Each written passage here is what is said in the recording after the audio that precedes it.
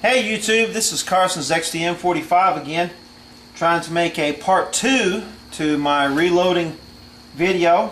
Had some technical problems, and so just trying to put a few more minutes of video on my reloading process. My other video I showed you my square deal B and my reloader and so forth. I've got my slugs, my brass, everything's loaded up here, so I just wanted to kind of run through here for a few minutes and show you a few things as far as I reload some ammo.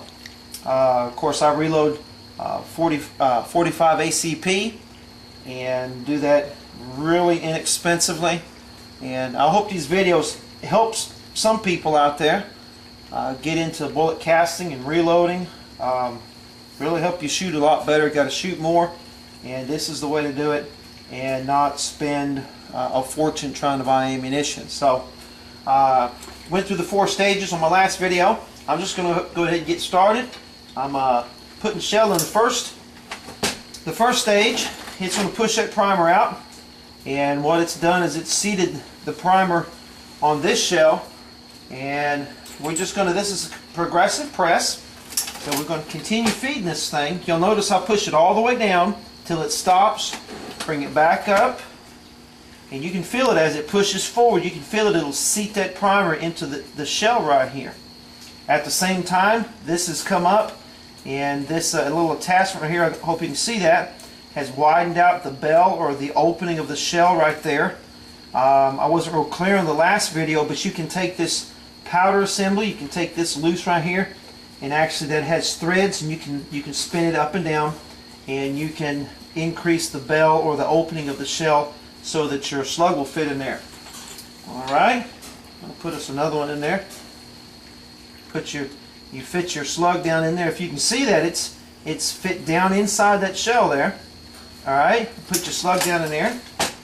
Again, push it all the way down, come back up, and we've gone through the same process again. Alright, whoops, got to put my shell in there. It's real good for your video there. Shell in. Now we've gone through 4 pulls, and if the camera can zoom in there a little bit, that's what happens. That the rounds come out right there. A couple things you want to look for when you're finished with your rounds. Probably one of the things you want to look for is you want to make sure that that primer is seated all the way in there. Okay. Sometimes what will happen is the primers won't seat all the way in the back of the shell, and they'll be sticking out just a little bit. You won't notice it. What will happen is you'll get some light primer strikes. One easy way to see if that is in there all the way is you can set it down on a flat surface. If you can see that, you can set that down on a flat surface. If that's sticking out just a little bit, it'll sit on that flat surface and it'll kind of wobble a little bit. But if that's flat like that, that's good.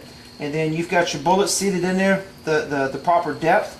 And then this number 4 stage right here, what it does is it crimps the edge of the shell around the slug, and if you can see that, it's very smooth right there. There's no lip, there's no edge that you can catch your fingernail on or what have you, and that helps it feed into the gun a whole lot better.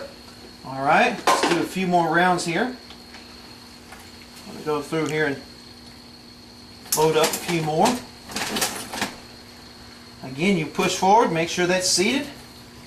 Pull the round out, you inspect it. Make sure it's seated down there. Make sure that the crimp on there is good.